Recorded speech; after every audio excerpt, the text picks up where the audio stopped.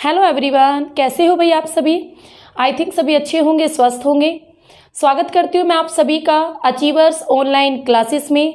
मैं दीपा, हम पढ़ रहे हैं अपनी ज्योग्राफी और आज की क्लास में हम DSSB के कुछ प्रीवियस ईयर के ज्योग्राफी के क्वेश्चन आंसर करेंगे। पूरा डिटेल से उनको सॉल्व करेंगे। किस तरीके के क्वेश्चन पिछली बार आए थे तो उन सबको डिटेल से देखेंगे।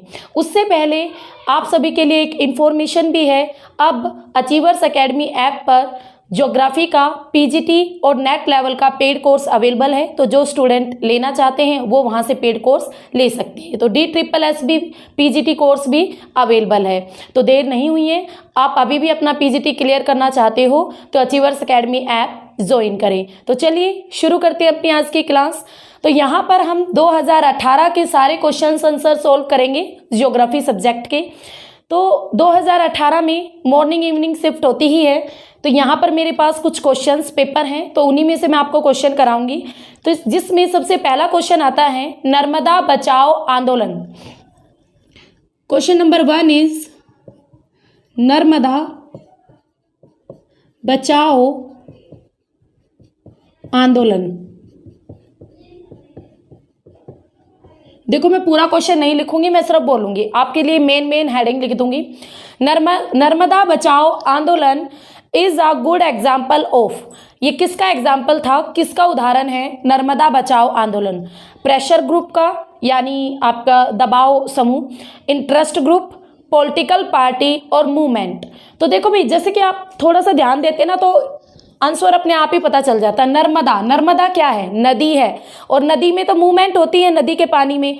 और ये जो नर्मदा बचाओ आंदोलन था, ये भी सरदार सरोवर जो डैम बनाया गया था ना नर्मदा के ऊपर, सरदार सरोवर बांध, इससे रिलेटेड है। ये सरदार सरोवर बांध से रिलेटेड है। और किस प्रकार का आंदोलन है? एक मूवमेंट का एग्जाम्पल है। आंसर रहेगा मूवमेंट का एग्जाम्पल है सरदार सरोवर डैम, जो कि नर्मदा नदी पर बना है। और इस डैम के कारण जो वहाँ के व्यक्ति थे उनको काफ़ी परेशानियां हो रही थी, और इसी वजह से, उन्हीं दिक्कतों की वजह से उन्होंने नर्मदा बचाओ आंदोलन शुरू किया था, जो कि सरदार सरोवर डैम के खिलाफ था। तो ये एक मूवमेंट का एग्जाम्पल है। किसका एग्जाम्पल है? मूवमेंट। आप ऐसे भी याद कर सकते हो कि नर्मदा नदी में तो मूवमेंट होता है, तो this is a example of movement. Next आता है क्वेश्चन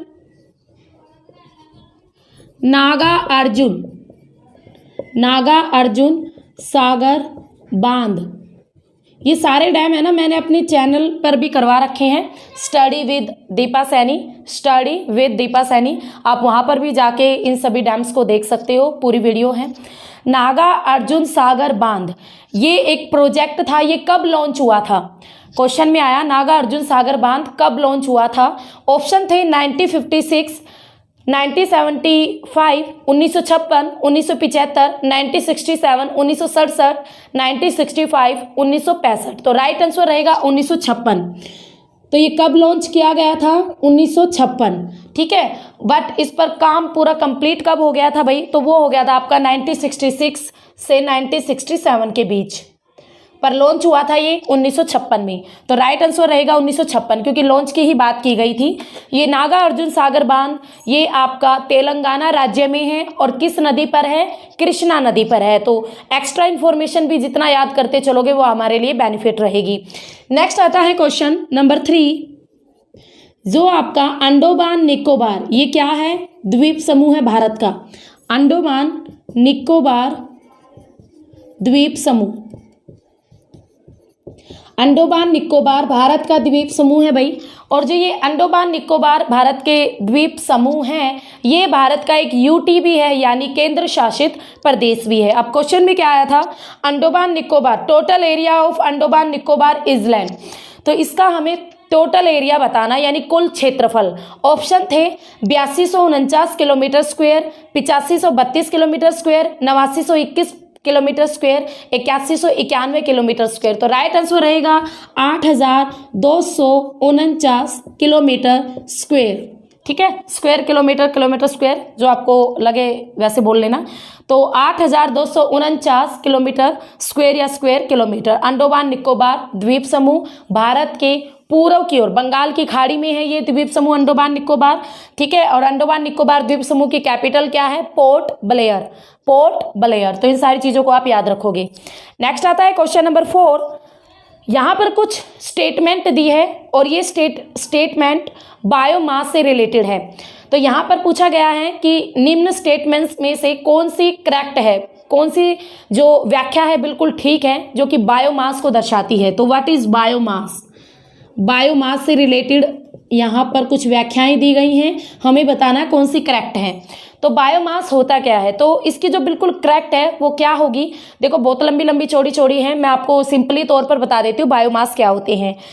प्रति इकाई क्षेत्र पर, यानी पर यूनिट एरिया और प्रति इकाई आपका अगर हम बात करें टाइम, ठीक है, पर यूनिट एरिया और पर यूनिट जो टाइम है उस पर जो भी लिविंग थिंग्स है, लिविंग यानी जो भी हमारे एनिमल्स हैं, जो भी हमारे प्लांट्स हैं, ठीक है, तो प्लांट और एनिमल इन सब की कुल मात्रा को किसी भी एरिया की बायोमास कहते हैं।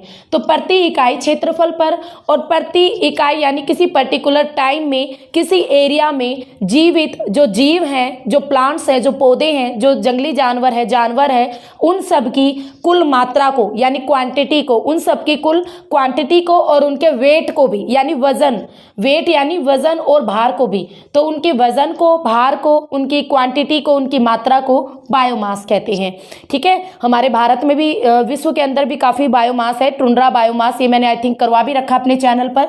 तो अगर आप ये सारी चीजें पढ़ना चाहते हो ना, तो मेरे चैनल का नाम है स्टडी विद दीपा सैनी। तो आप इस चैनल पर जब जाओगे तो इस चैनल पर आपको इन सब से रिलेटेड वीडियोस मिलेंगी। तो बायोमास से भी रिलेटेड वहाँ पर वीडियो आपको मिलेगी, तो स्टडी विद दीपा सैनी। तो यहाँ पर जाकर आप इजीली काफ़ी कुछ देख सकते हो ज्योग्राफी से रिलेटेड, पीजीटी लेवल के भी काफ़ी वीडियोस हैं। ये मेरा खुद का चैनल है, अभी नया नया बनाया है, तो please like share and subscribe my channel, इतना तो आप कर ही सकते हो। ठीक है, नेक्स्ट क्वेश्चन पर चलते हैं। तो आई थिंक आपको समझ में आ गया है बायोमास क्या होते हैं। कुछ नहीं है भाई, एक एरिया में जो भी जानवर हैं, जो भी पेड़ पौधे हैं, जीव जंतु हैं, उन सब की कुल मात्रा को, उनके वजन को, उनके भार को उस एरिया की बायोमास के नाम से जानते हैं। इंग्लिश में से बायोस्फीयर भी कहते, नहीं बायोस्फीयर नहीं, बायोमास ही कहते हैं इंग्लिश में भी। नेक्स्ट आता है question, what is the position of moon is in पेरिजी। Next question है पेरिजी। पेरिजी कौन सी सिचुएशन है? तो पेरिजी जब आपकी मून और अर्थ यानी ये जो दोनों अर्थ के चारों ओर चक्कर काटता है ना हमारा चंद्रमा, तो जब ये दोनों एक दूसरे के बिल्कुल नियरेस्ट होते हैं, यानी एक दूसरे के बिल्कुल करीब होते हैं, पास होते हैं, तो ये बिल्कुल करीब होते हैं, एक दूसरे के नियर होते हैं, तो उस सिचुएशन को कहा जाता है पेरिजी। तो ऑप्शन में आपका यही था, nearest to earth and moon. तो पृथ्वी और चंद्रमा के बिल्कुल नजदीक की दूरी होती है, दोनों बिल्कुल एक दूसरे के करीब होते हैं, तो उस सिचुएशन को कहते हैं पेरिजी। और जब पृथ्वी और चंद्रमा एक दूसरे के बिल्कुल नजदीक होते हैं तो उसमें जो किलोमीटर होते हैं, कितने किलोमीटर का अंतर होता है दोनों में? तो भाई इसमें होता है 3,64,000 किलोमीटर का अंतर, 3,64,000 किलोमीटर का। ये एक्स्ट्रा नॉलेज है जो मैं आपको बता रही हूँ।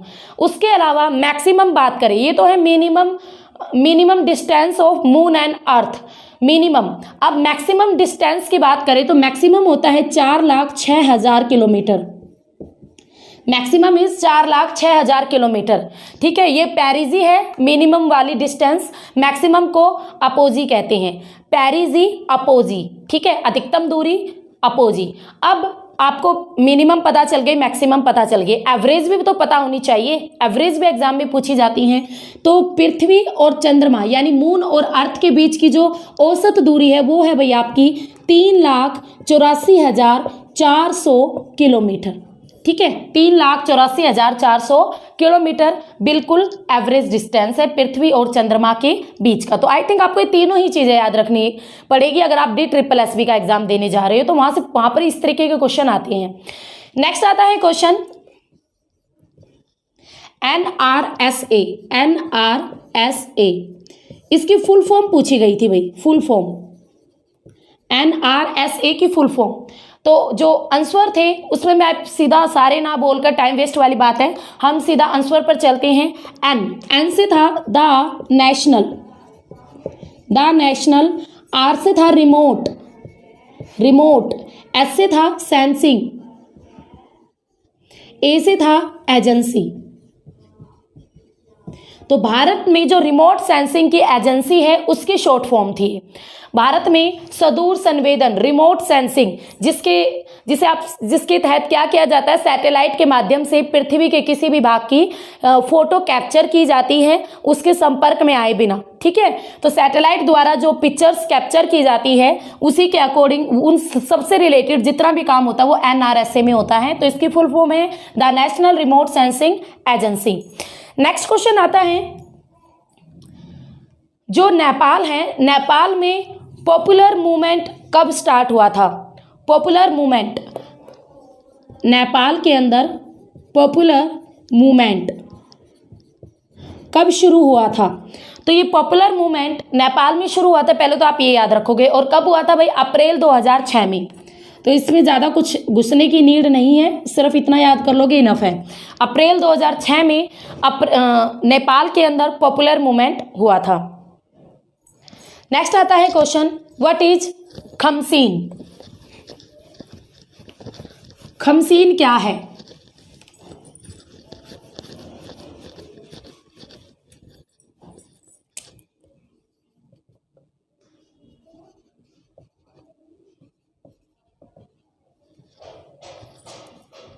खमसीन, व्हाट इज खमसीन? खमसीन एक लोकल विंड्स है। ऑप्शन में यही था, एक प्रकार की तरंग है, वेव है, एक प्रकार की परमानेंट विंड्स हैं, ठीक है, अनस्टेबल विंड्स हैं, पर ये एक तरीके की लोकल विंड्स है। और राइट आंसर था इसका लोकल विंड है भैया। ये एक स्थानीय हवा है। जैसे हमारे भारत में लू चलती है ना गर्मियों में, अब मई जून में लू चलती है, उसी तरीके की खमसीन एक हॉट हवा है, यानी गर्म है, ड्राई यानी सूखी है, और सैंडी एयर है भाई। सैंडी यानी धूल भरी हवा है, ठीक है, धूल भरी हवा है। और ये कहाँ पर चलती है? मिस्र में। कहाँ पर चलती है? मिस्र में, इजिप्ट में चलती है, मिस्र में, ठीक है। गर्म, सूखी और धूल भरी आंधियाँ है जिसको खमसीन कहते हैं। सारा मरुस्थल से ये उठकर चलती हैं। तो एक तरीके की स्थानीय पवन। ऑप्शन में था लोकल विंड्स, तो राइट आंसर रहेगा और लोकल विंड्स। इसके साथ साथ आप ये सारी इंफॉर्मेशन भी याद करके चलोगे, नेक्स्ट एग्जाम में आ सकती हैं। नेक्स्ट आता है क्वेश्चन, हॉर्स लैटिट्यूड यानी जिसे हिंदी में कहते हैं, इंग्लिश में तो हॉर्स लैटिट्यूड ही कहते हैं, हिंदी में कहते हैं अश्व अक्षांश। क्वेश्चन था कि कितने डिग्री से लेकर कितने डिग्री तक जो बेल्ट होती है उसको अश्व अक्षांश कहते हैं या हॉर्स लैटिट्यूड कहते हैं। तो राइट आंसर क्या रहेगा? देखो, ये हमारी पृथ्वी, यहाँ पर 0 डिग्री और 0 डिग्री से ऑप्शन में था 30 डिग्री और 30 डिग्री, यानी 35 था, 35 डिग्री नॉर्थ और 35 डिग्री साउथ, ठीक है, ऑप्शन में ये दिया हुआ था। तो भाई अगर 0 डिग्री से ना देता, ऑप्शन में सीधा था 35 डिग्री नॉर्थ से 35 डिग्री साउथ के बीच में जो बेल्ट है, जो प्रेशर बेल्ट है, उसको कहते हैं अश्व अक्षांश। ऑप्शन पर निर्भर करती है काफ़ी चीज़ें। वैसे तो आपकी 30 डिग्री से 35 डिग्री तक का एरिया अश्व अक्षांश कहलाता है। ज़्यादातर तो 30 डिग्री नॉर्थ से 35 डिग्री नॉर्थ तक का एरिया, और नीचे भी 30 डिग्री साउथ से 35 डिग्री साउथ का एरिया अश्व अक्षांश यानी हॉर्स लैटिट्यूड कहते हैं। क्योंकि जब पुराने टाइम पर जो यात्री होते थे तो वो घोड़ों का व्यापार करते थे, और कई एरियाज ऐसे आते थे ना समुद्र के अंदर जहाँ पर हवा बिल्कुल भी नहीं चलती थी, और कई दिन जहाज एक ही जगह पर रुक कर खड़े हो जाते थे, क्योंकि अगर हवा नहीं चलेगी तो जहाज़ों में भी मूवमेंट नहीं होगी। तो इस वजह से जो यात्री थे वो क्या करते थे, व्यापारी, वो कुछ घोड़ों को समुद्र के अंदर फेंक देते थे ताकि जहाज कुछ हल्का हो और आगे की ओर बढ़े। तो इसी वजह से जिन अक्षांशों के बीच ये घटना होती थी घोड़ों को समुद्र में फेंकने की, तो उन्हीं अक्षांशों को हॉर्स लैटिट्यूड के नाम से जाना जाता है। तो राइट तो रहेगा 30 से 35 डिग्री उत्तरी अक्षांश और 30 से 35 डिग्री दक्षिणी अक्षांश। पर ऑप्शन में क्या था? 35 डिग्री उत्तरी अक्षांश से 35 डिग्री दक्षिणी अक्षांश तक का एरिया। तो आप ऑप्शन के हिसाब से आंसर दोगे तो DSSB में इस तरीके का ऑप्शन आया था। 35 डिग्री नॉर्थ और साउथ ऑफ इक्वेटर, ठीक है, यानी इक्वेटर से 35 डिग्री नॉर्थ की ओर और इक्वेटर से 35 डिग्री साउथ की ओर। तो ऑप्शन के हिसाब से आपका यही आंसर राइट रहेगा। तो मैंने आपको बता दिया है इसे असो अक्षांश क्यों कहते हैं, ठीक है, इसको भी आप याद रखना। नेक्स्ट क्वेश्चन आता है what is the surface temperature of sun, यानी सन का सरफेस टेम्परेचर कितना है। सरफेस यानी सतह, सतह टेम्परेचर ऑफ सन, सूर्य की सतह का टेम्परेचर कितना है, ठीक है।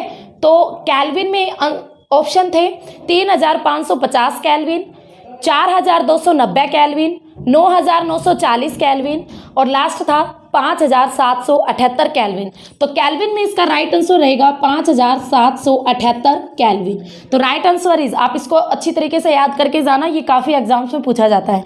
5778 kelvin is right surface temperature of sun, ठीक है, यानी सूर्य की सतह का टेम्परेचर। और सूर्य की जो आउटर लेयर है उसको फोटोस्फीयर भी कहते हैं। जैसे ही मान लो ये सन है, सन की जो ये आउटर लेयर है इसे फोटोस्फीयर के नाम से भी जाना जाता है, इसे प्रकाश मंडल भी कहते हैं।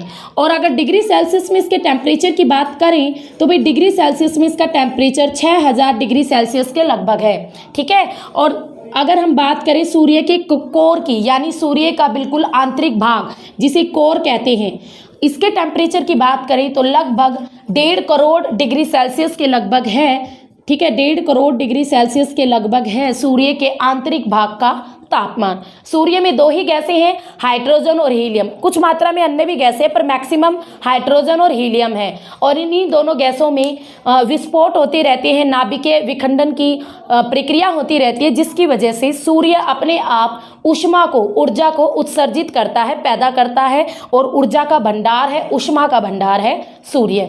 तो समझ गए ये सारी इंफॉर्मेशन। तो ये था सूर्य, surface temperature of sun 5778 kelvin. तो चलते हैं अपने नेक्स्ट क्वेश्चन में। आई थिंक यहाँ तक आपको जितने भी क्वेश्चन थे उनसे रिलेटेड जो भी डाउट थे वो सब क्लियर हो गए हैं। नेक्स्ट आता है प्रसार भारती।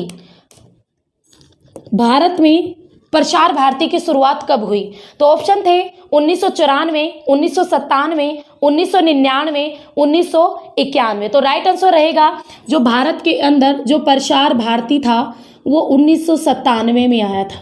और भाई DSSB में ये क्वेश्चन 3 से 4 बार पूछा जा चुका है, ठीक है, 3 से 4 बार पूछा जा चुका है, तो आप इसको याद रखोगे।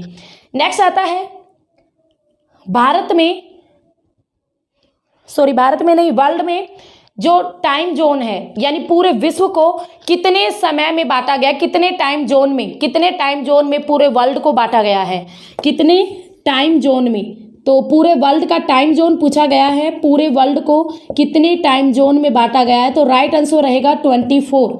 जैसे हमारे भारत में तो हमने एक ही समय रेखा को माना है ना, 82.5 डिग्री पूर्वी देशांतर रेखा। उसी तरीके से अगर पूरे वर्ल्ड ने, हर देश ने अपनी अपनी समय रेखा मानी है, बट कुछ देश ऐसे भी हैं जो किसी अन्य देश की भी सीमा रेखा को मानते हैं, ठीक है, कुछ देश ऐसे भी है। जैसे भारत, जो श्रीलंका है वो भी हमारे टाइम पीरियड को मानता है, तो जो श्रीलंका में टाइम होता है वही इंडिया में टाइम होता है। तो कुछ कंट्रीज ऐसी भी हैं। तो पूरे वर्ल्ड में अगर टाइम जोन की बात करें तो राइट आंसर रहेगा 24। तो 24 पूरी पृथ्वी को 24 टाइम जोन में बांटा गया है।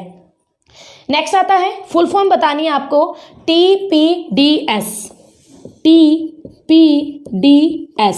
ये आपकी फुल फॉर्म बतानी है इसकी। और एक बात बता दूं भाई, DSSB में फुल फॉर्म बहुत पूछी जाती है, तो आप फुल फॉर्म को थोड़ा अच्छी तरीके से करके जाना DSSB का एग्जाम देने से पहले।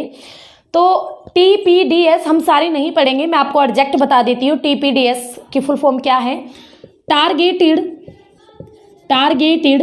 Public distribution, targeted public distribution system.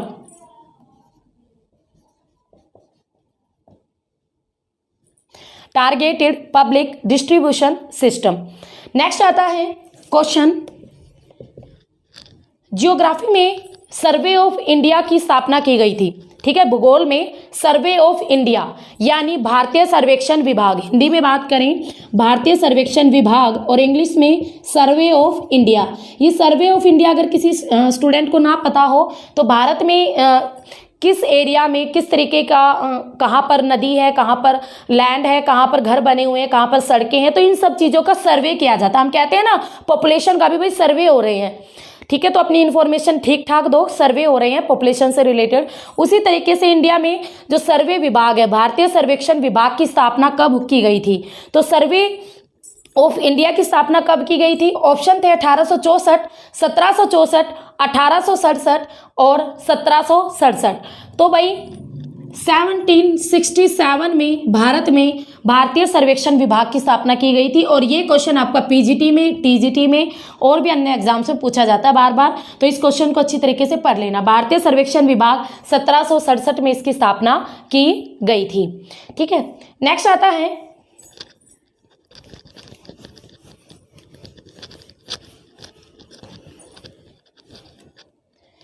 Which is the flowing mountain range is in Maharashtra. यानी 4 आपको रेंज दी गई थी, माउंटेन रेंज, पर्वत श्रेणियां, और ये चारों रेंज में से आपको बतानी थी महाराष्ट्र राज्य में कौन सी रेंज है। तो Abor range, Barail range, Dalma range और बामनोली रेंज। तो राइट आंसर रहेगा आपका बामनोली रेंज। ये जो बामनोली रेंज है ये आपकी महाराष्ट्र राज्य में है, महाराष्ट्र राज्य में पड़ती है, और महाराष्ट्र राज्य का जो पश्चिमी घाट वाला एरिया है उसमें पड़ती है ये बामनोली रेंज। तो बामनोली पर्वत श्रेणी यानी बामनोली पर्वत श्रृंखला ये आपकी महाराष्ट्र राज्य में पश्चिमी घाट में। अब पश्चिमी घाट से एक क्वेश्चन और भी आता है, पश्चिमी घाट का दूसरा नाम, तो इसे सह्याद्री के नाम से भी जाना जाता है। किसके नाम से? सह्याद्री के नाम से भी जाना जाता है पश्चिमी घाट को। तो ये भी मोस्ट इंपॉर्टेंट क्वेश्चन है जो बार बार पूछे जाते हैं। नेक्स्ट आता है ग्रिफिथ टेलर के क्लाइमोग्राफ जलवायु आरेख की सापेक्षिक आर्द्रता क्या है? ये मैंने अपने चैनल पर भी करवा रखा है, स्टडी विद दीपा सैनी। यहाँ पर क्लाइमोग्राफ और हीदरग्राफ जो कि ग्रिफिथ टेलर महोदय का था, तो पूरा डिटेल से मैंने करवाया हुआ है एक एक चीज़, तो आपको यहाँ पर मैं ज़्यादा कुछ नहीं समझा पाऊंगी, आप मेरे चैनल पर जाकर इस वीडियो को देख सकते हो। तो ग्रिफिथ टेलर के क्लाइमोग्राफ में सापेक्षिक आर्द्रता यानी जो रिलेटिव ह्यूमिडिटी, सापेक्षिक आर्द्रता रिलेटिव ह्यूमिडिटी का प्रतिशत पूछा गया है। तो जो ग्रिफिथ टेलर महोदय का क्लाइमोग्राफ था उसमें आर्द्रता को 20% से 80, वैसे तो 100%, देखो 20% से 100% तक की आर्द्रता का यूज किया था टेलर महोदय ने।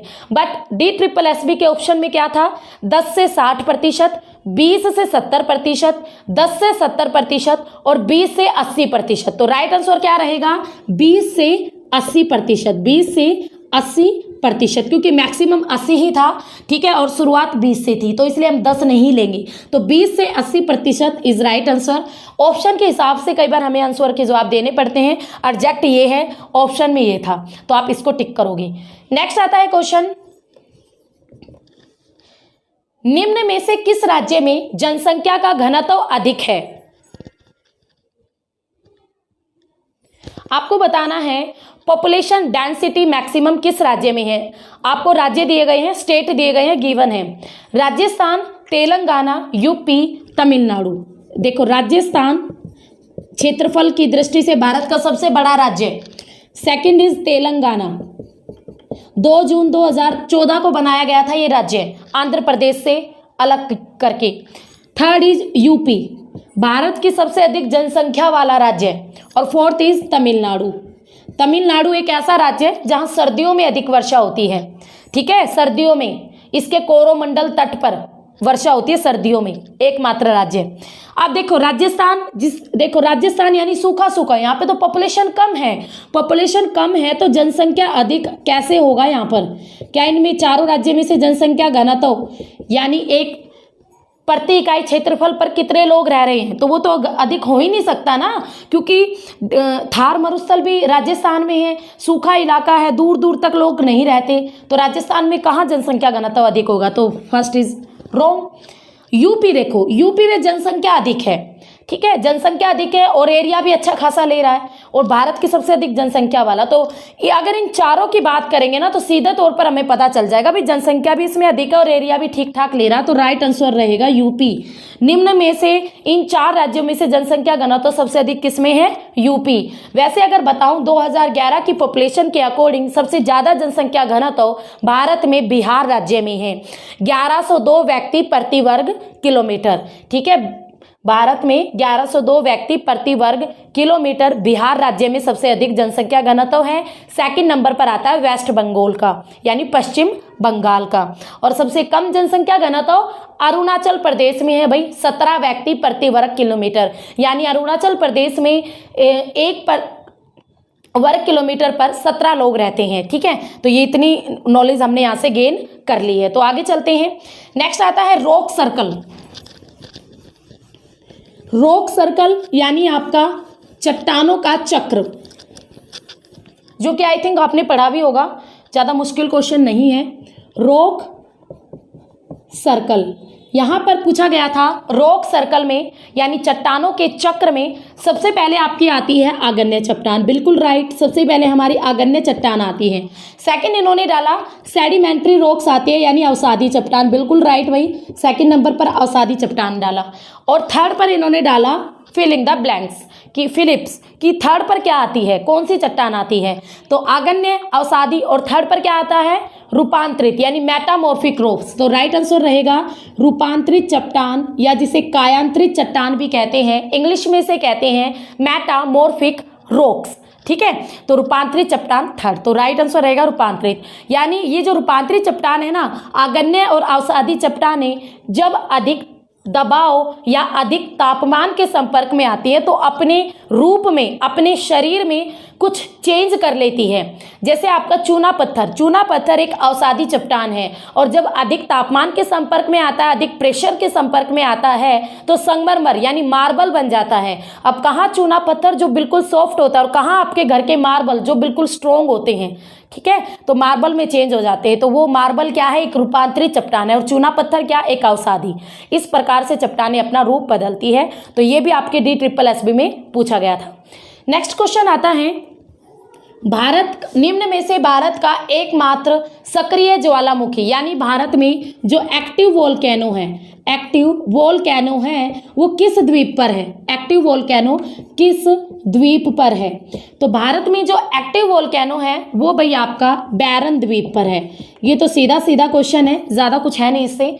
ये बहुत बार पूछा जाता है एग्जाम में, क्योंकि सक्रिय ज्वालामुखी एक्टिव वोल्केनो ऐसे ज्वालामुखी होते हैं जिनमें विस्फोट होते रहते हैं, कुछ महीनों के बाद, कुछ दिनों के बाद, कुछ सालों के बाद। ठीक है, तो इनमें जिनमें विस्फोट होते रहते हैं यानी मैग्मा या अन्य पदार्थ बाहर निकलते रहते हैं पृथ्वी से अंदर से, तो उनको कहते हैं एक्टिव वोल्केनो। ऐसे ज्वालामुखी एक्टिव वोल्केनो कहलाते हैं। भारत में इसका एग्जाम्पल है बैरन द्वीप, जो कि अंडोमान द्वीप समूह पर ही स्थित है।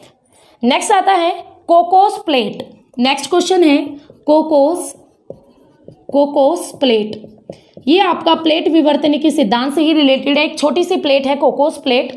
पूछा गया है कोकोस प्लेट डैश और डैश प्लेट के बीच में है, तो किन दो प्लेटों के बीच में है? तो हम तो यहाँ पर सीधा आंसर बता देती हूँ मैं आपको। यहाँ पर कोकोस प्लेट देखो ऊपर है आपका ऐसे, ये है आपका नॉर्थ अमेरिका और इधर है भैया आपका साउथ अमेरिका। ठीक है, इधर है हमारा south America, north America, south America, और यहाँ पर है हमारा प्रशांत महासागर।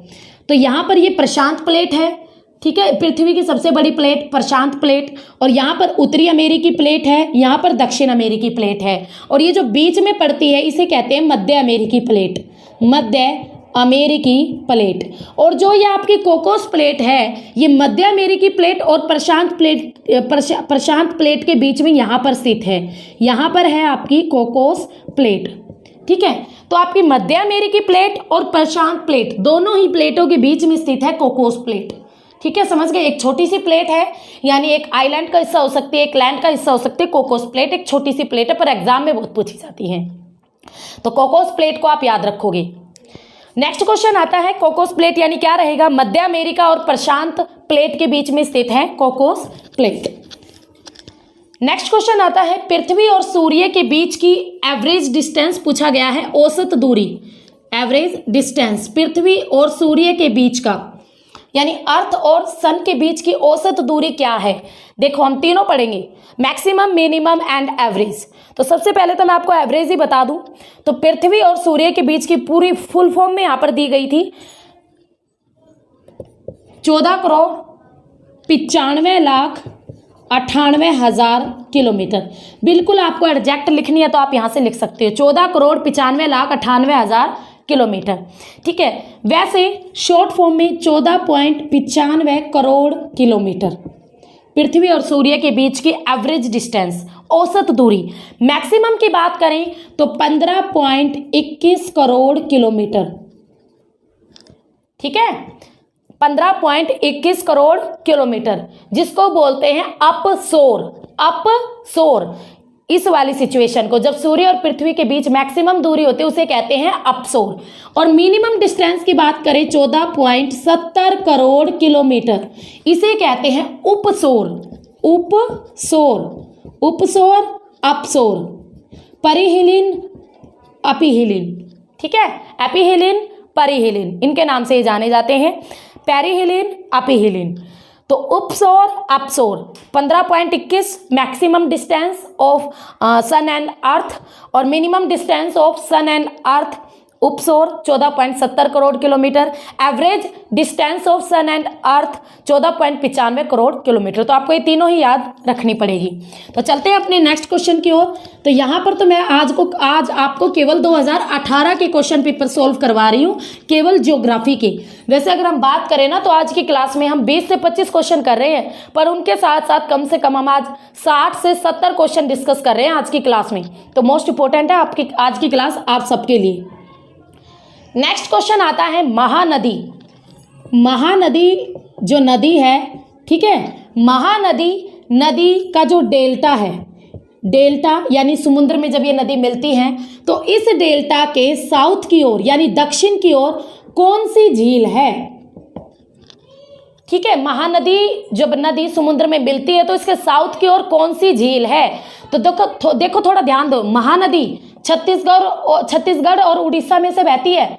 उड़ीसा में कौन सी झील है, थोड़ा सा दिमाग फिराओ, चिल्का झील। उड़ीसा में कौन सी झील है, चिल्का। तो राइट आंसर रहेगा चिल्का झील। चिल्का भारत की सबसे बड़ी खारे पानी की झील है, भारत की सबसे बड़ी खारे पानी की झील है, और किस राज्य में है, उड़ीसा राज्य में। तो राइट आंसर रहेगा चिल्का झील। नेक्स्ट आता है क्वेश्चन प्रकाश वर्ष। प्रकाश वर्ष ये एक यूनिट है। प्रकाश वर्ष खालिस्तान यानी डैश का माप है, डैश का नहीं, यानी प्रकाश वर्ष किसका माप है और किसका नहीं। तो ऑप्शन में एक में था दूरी और समय, तो यहाँ पर डालेंगे हम दूरी, यहाँ पर डालेंगे हम समय, यानी दूरी को मापने वाली यूनिट है प्रकाश वर्ष, बट समय को मापने वाली यूनिट प्रकाश वर्ष नहीं है। तो राइट आंसर रहेगा ये, प्रकाश वर्ष दूरी को मापा जाता है, प्रकाश वर्ष में समय को नहीं। नेक्स्ट आता है क्वेश्चन निम्न में से किसकी काला अवधि सबसे लंबी है, सबसे लंबी है काला अवधि। ऑप्शन थे आपके युग, कल्प, पीरियड, कुछ इस तरीके से। तो राइट आंसर रहेगा कल्पों की। जो कल्पों की समय अवधि होती है वो सबसे ज़्यादा लंबी होती है, यानी टाइम पीरियड किसका सबसे लंबा है, कल्प का, ठीक है। तो आप याद रखना कल्पों की अवधि सबसे ज़्यादा लंबी होती है, बहुत सारे आपके जो कल्प आते हैं वो सारे। नेक्स्ट आता है लैंडफॉर्म एंड लैंडस्केप, दोनों में क्या अंतर है। तो स्टेटमेंट गिवन थी नीचे, तो उन स्टेटमेंट्स में से हमें देखना था कौन सी स्टेटमेंट दोनों को रिप्रेजेंट करती है। तो सबसे पहले लैंडफॉर्म इसे क्या कहते हैं। लैंडफॉर्म होती है भाई भूमि का एक छोटा यानी छोटे से लेकर मध्यम आकार का जो पार्ट होता है भूमि का, यानी छोटे से लेकर मध्यम आकार का पार्ट, ठीक है। और लैंडस्केप क्या होता है, लैंडस्केप होता है कई प्रकार के जो लैंडफॉर्म आपस में मिल जाते हैं तब उसको बोलते हैं लैंडस्केप। तो कई प्रकार के लैंडफॉर्म के आपस में मिलने से लैंडस्केप बनता है, और भूमि के एक छोटे से भाग से लेकर मध्यम भाग तक का जो पार्ट होता है उसे लैंडफॉर्म कहते हैं। तो आई थिंक आप समझ गए हो, ठीक है। लैंडफॉर्म छोटे से लेकर मध्यम आकार का पार्ट, लैंडस्केप कई प्रकार के लैंडफॉर्म जब आपस में मिल जाते हैं तो उसे लैंडस्केप कहते हैं। तो एक स्टेटमेंट यही गिवन थी कि पृथ्वी के छोटे और मध्यम आकार को लैंडफॉर्म कहते हैं और कई लैंडफॉर्म को मिलाने पर एक लैंडस्केप बनता है। तो ये बिल्कुल राइट थी। नेक्स्ट क्वेश्चन पर चलते हैं। मखरला और ब्रैकेट में डाला गया था भाई लैटराइट। मखरला लैटराइट क्या है? एक मिट्टी है, एक सॉइल है। लैटराइट जो मिट्टी है वो किसका पार्ट है? नीचे दिए गए थे कुछ एरियाज, पूर्वी तटवर्ती, इसमें ऑप्शन में था महाराष्ट्र और कुछ राज्य थे, और एक ऑप्शन में था पश्चिमी तटवर्ती क्षेत्र। तो राइट आंसर यही रहेगा। भारत के जो समुद्र के साथ लगते पश्चिमी तटवर्ती क्षेत्र हैं, वहीं पर आपकी लैटराइट मिट्टी सबसे अधिक देखने को मिलती है। तो पश्चिमी तटवर्ती क्षेत्रों में 250 सेंटीमीटर से अधिक वर्षा वाले एरियाज में लैटराइट मिट्टी पाई जाती है और इसमें लीचिंग प्रॉब्लम होती है, अपसलन की क्रिया होती है इस मिट्टी में। लैटराइट मिट्टी के अंदर ज़्यादा उपजाऊ भी नहीं होती है ये। नेक्स्ट आता है क्वेश्चन,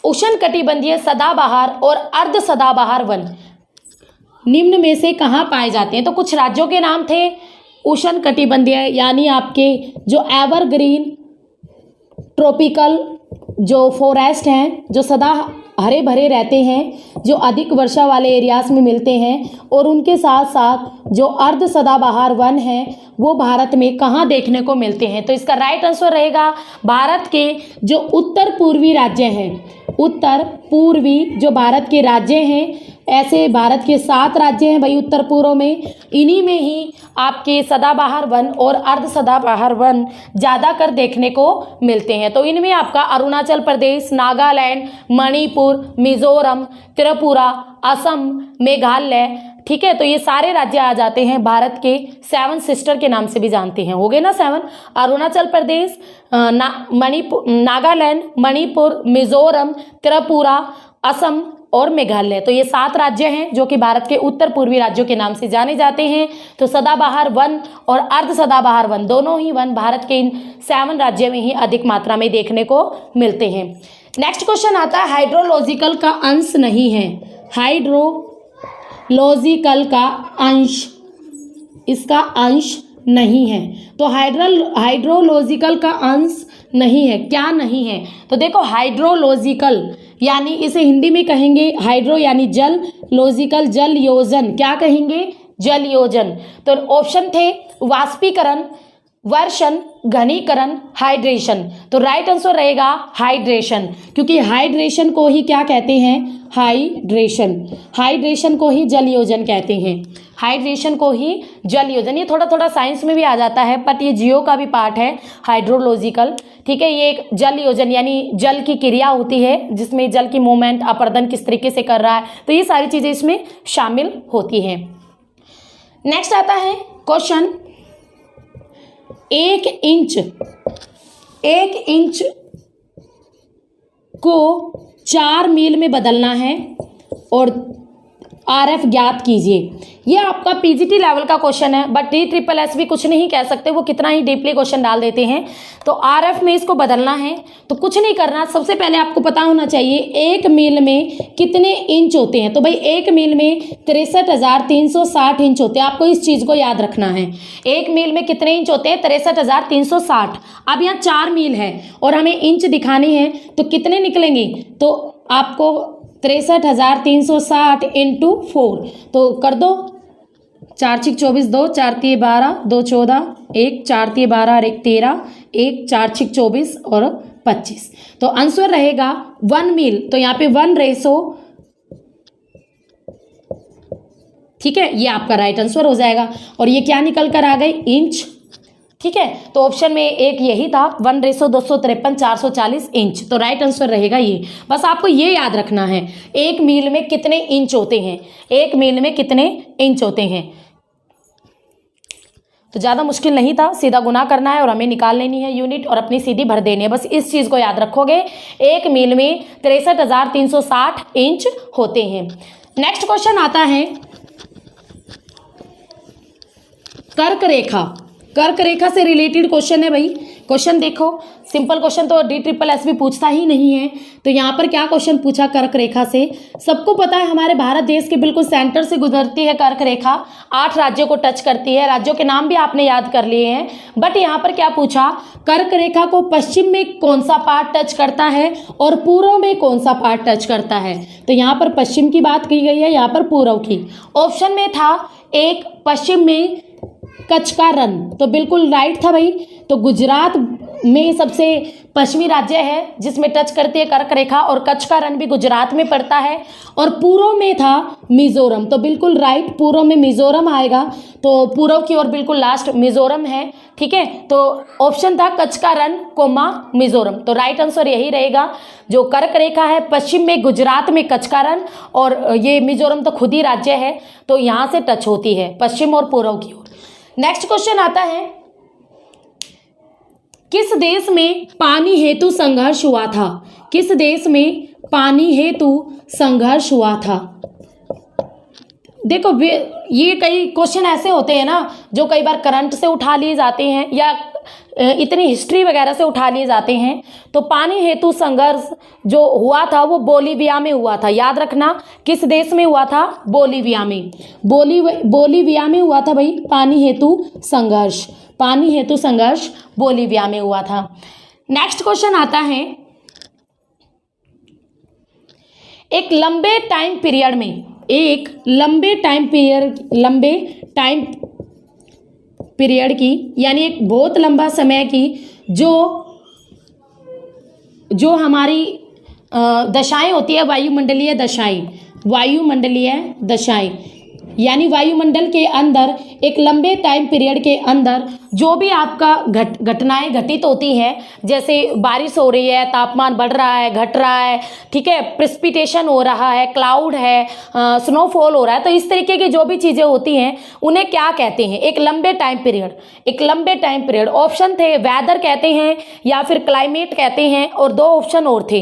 तो देखो भाई इस चीज़ को ध्यान से समझना, जब अगर आपको बोले एक लॉन्ग टाइम पीरियड के अंदर, तो राइट आंसर रहेगा क्लाइमेट, यानी एक लंबे टाइम पीरियड, एक यानी कुल वर्ष आ जाते हैं। एक लंबे टाइम पीरियड यानी कुल वर्षों की जो वायुमंडलीय दशाएं होती हैं, यानी तापमान का बढ़ना, घटना, वर्षा का होना, बादलों का छाना, ठीक है, और भी जो तूफान आना, सब कुछ, तो जो एक कुल वर्षों की, कुछ वर्षों की, और ये कुछ वर्ष अगर आपको गिवन है तो कुछ वर्ष होंगे 35 वर्षों की जो वायुमंडलीय दशाएं होती हैं उसको क्लाइमेट कहते हैं, यानी जलवायु कहते हैं।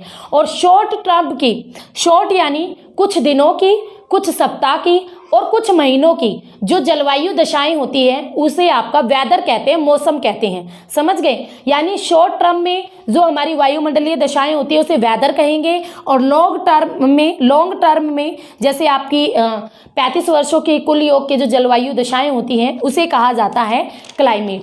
तो ये थे भाई आपके 2018 के कुछ क्वेश्चन पेपर, जो मैंने कुछ क्वेश्चन पेपर्स के भी क्वेश्चन आंसर, और वो भी ज्योग्राफी के स्पेशली उठाए हैं मैंने, और उनको पूरा डिटेल से डिस्कस हमने कर लिया है, ठीक है। तो आप इन सभी क्वेश्चन को अच्छी तरीके से कवर अप कर लेना, और उसके साथ साथ मेरे चैनल को भी मत भूलना, स्टडी विद दीपा सैनी, और इस चैनल के साथ में मैक्सिमम जुड़ो, ठीक है। जो स्टूडेंट ज्योग्राफी के हैं तो उनके लिए काफ़ी बेनिफिशियल रखेगा मेरा चैनल, काफ़ी बेनिफिट देगा, काफ़ी वीडियोस है पीजीटी लेवल, टीजीटी लेवल, दोनों ही लेवल्स की, तो आप अच्छी तैयारी कर सकते हो ज्योग्राफी सब्जेक्ट के मेरे चैनल से। और कमेंट करना आपको वीडियो कैसी लगी, तो फिर मिलेंगे, तब तक के लिए हैव ए नाइस डे।